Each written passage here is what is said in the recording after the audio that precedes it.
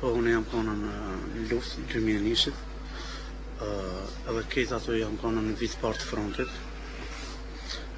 Për shembull, më kanë shtikë si raste, për shembull që janë rrej shqiptar në polici. 6 години потоа, незалечени рани, свежи сеќавања, учесници во ОНА, припадници на македонските безбедносни сили, дали беа жртви на политичката манипулација. Последиците ги чувствуваат сега. 2001-та беше удар врз економскиот, социјалниот, политичкиот живот. Поранишниот припадник на ОНА, бизнисменот Музафер Харуни, е собственик на ресторан во старата Скопска чаршија.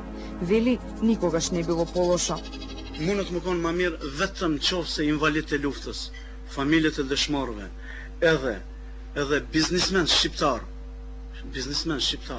të lihen në ratë, punojnë, s'ka problem. S'ka me pas problem. Dersa, kidnapohet biznismeni shqiptar, ju mirën nga 800.000 euro, edhe nuk zbulohen rastet. Atëherë faktikisht ky shtet thot s'du me ekzistu vetë. Policia thot, atëherë thot s'du me ekzistu. Se ti zhduksh biznismenën shqiptar, ti lojnë vetëm Macedon, s'ka шанс. Сончев март како и овој. Македонија во период кога немилите настани ескалираа. Април затишје пред бура. Мај разгорување на војната. Па јуни и јули месеци на пресврт. Решение за иднината на Македонија во август. Блиску до неприродниот крај во септември. Вака генералот во пензија Митре Арсовски и професорите Стојан Кузев и Ристо Дамјановски ги опишуваат најгорливите месеци во незаборавната 2001. Нивното дело ја погоди другата страна на приказната. Кој не сакаше оваа тема да ја заработи, да издаде една информација од страна владата или од некој друг. Потоа сакаме да видиме кој беше агресорот, дали беше навистина агресор или тоа беше некој судир, обичен како што сака да кажат некој луѓе. Потоа едноставно сакаме на граѓаните на Република Македонија да им изложиме една материја која беше табу тема Македонија. Pas luftën ndryshe. Pas luftën na ndodhen disa raste, pat disa vrasje, pat disa për shembull makina që uçun në ajër. Edhe kur nuk janë zbuluar ato. На Македонија и на сите нејзини лојални граѓани, ова како посвета стои во книгата насловена Војната во Македонија во 2001 година. Против удар, критичко согледување на делото на Арсовски, Кузев и Дамјановски. Зад него стои перото на генералниот секретар на ДУИ, Гзимо Стрени. Тој зборува за другата страна на приказната. Војниот конфликт се случи за албанските права, а не за приграбување територии. Причините и целта се други. Но едно е јасно, имаше многу загубени животи, многу инвалиди, трагедии. Фактите потврдуваат, 2001-та остави трајни траги.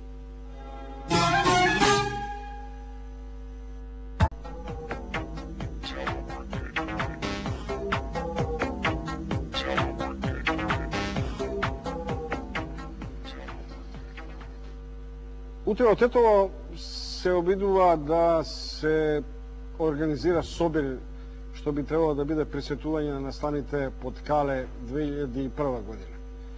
Овие денови во јавноста се отвори во рамките на политичкиот диалог и заштита на правата на припадниците на ОНА. Значаен дел од македонските бранители се незадоволни од заштита и социјалниот статус во поствојниот конфликт, особено на луѓето кои беа ранети или излегоа со трауми од војната. Мои вечерашни гости на овој дел од темата, не значи веќе зошто војна и по која цена конфликт, се Абеден Зумбери Куманово, Ферат Несими Тетово, Стојанче Ангелов, Оливер Пановски Прилеп, Ацо Стојановски Скопје и Дамјан Стојановски, генерален секретар за сите деца во светот. Зумбери, имате жртва во семејството, која од 6 години наназад гледате една страна, наназад. Дали мислите дека таа жртва може да биде компензација за колективните права што ги остваривте? Као човек да прашува. Види што било што да се случи сега, да се даде било што, не може да ги врати тие животи што беа изгубени и да ја лечи таа болка што не е створена на нас. Работа е да како дојде до војна, што дојде до војна. Ние ако почнеме да се пак вратиме назад и да се рачунаме еден кон друг, националисти, терористи, било што, значи ние се враќаме назад. Постојат две мотивации, јас така мислам дека ги рачунам, а сигурно и вие, дека постои позитивна и негативна мотивација. Ние сега ако почнеме да зборуваме за негативна мотивација, значи ние сега не се спремаме за во иднина како да одиме и како да чекориме, него ние се враќаме назад. Сега јас го искористам прилика на таа жена што се јави, што му е погинет мажот. Жално ми е стварно и она жена треба да е заштитена и неговото семејство да е заштитено, ама и она треба да свати дека и од другата страна има мајки кои плачат, има мојата фамилија е целосно уништена во 2001, што значи деца, жени и млади беа погинати, масакрирани. Имам, јас ви донесев една касета, кога сакате како телевизија пуштите да ја види македонската јавност. Да не се враќам, ја не сакам, затоа не сакам од 2001 натаму, од Охридски договор натаму не сакам да се враќам.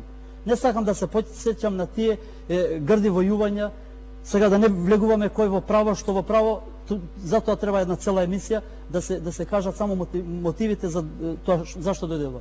Работа ни е сега да зборуваме од Охридски договор наму. Нека ми каже некој од вас, дали само ова да кажам. Нека ми каже некој од вас, затоа што сум бил учесник во таа војна, значи сега јас што треба да правам?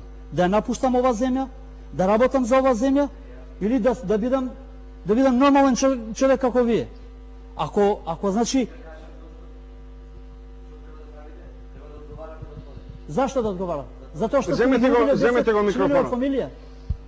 Господине, треба да одговарате вие за тоа што го сторивте. Да, што сум нападнавте територијалниот интегритет и суверенитет на Република Македонија. Кога сум убил јас? Молам? Дали имате доказ дека јас сум убил некого? Вие зедовте пушка во рака против системот на Република Македонија. А за нас тој систем како беше? Па вие не го признавате. Па не го признаваме, зашто не беше за нас. Ама од кои причини? Господине, само еден пример го спомна Липковската брана. Две брани постојат во општина Липково. Ма не е само Липковската брана. Само ова пример, еден пример ти го дадам.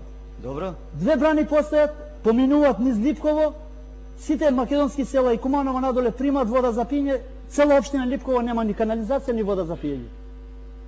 Во овој век, 21 век, да немаме вода за пиење, не знам. И што треба да значи тоа? Значи секој ми дојде инкасант дома, јас треба да земам пушка во рака, не? Или полицаец.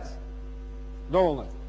И што сега треба пак тие болки да ги враќаме назад? Не да ги враќаме, има некои работи што треба да ги објасните тука. Например, ќе земеме примерот масакра во Вејце. Кој го стори тоа? Вашите дисциплинирана војска или некои крвници? Па сигурно таа војска е пошла да убива некога, затоа е убиена. Ама кој го стори? Кој? Па го сториле тие што го штителе. Кај се пошла таа војска? Молам? Добро. Кај се пошли тие? Па не знам, вие кажете ми. Господин Ангелов, ве молам. Господин Ангелов, повредени ли сте во војната? Да, бев ранет во Рачиново. Во Рачиново. Тешко. Прилично тешко.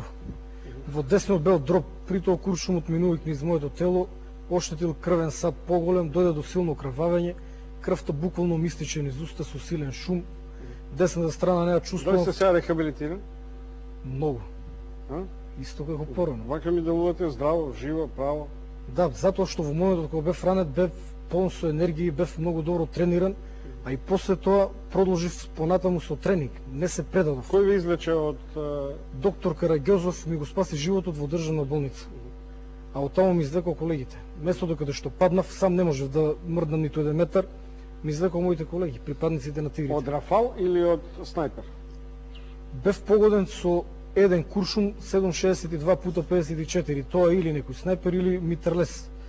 Меѓутоа падна прво граната и тоа не беше само еден истрел, туку беше канонада од истрели. И стои после моето паѓање, борбата продолжи со многу жесток интензитет, така што во еден момент оние кои што ми излекуваа не можеа понатаму да продолжи да ме влечат, ме остави и продолжи да се борат, па се навратија пак назад.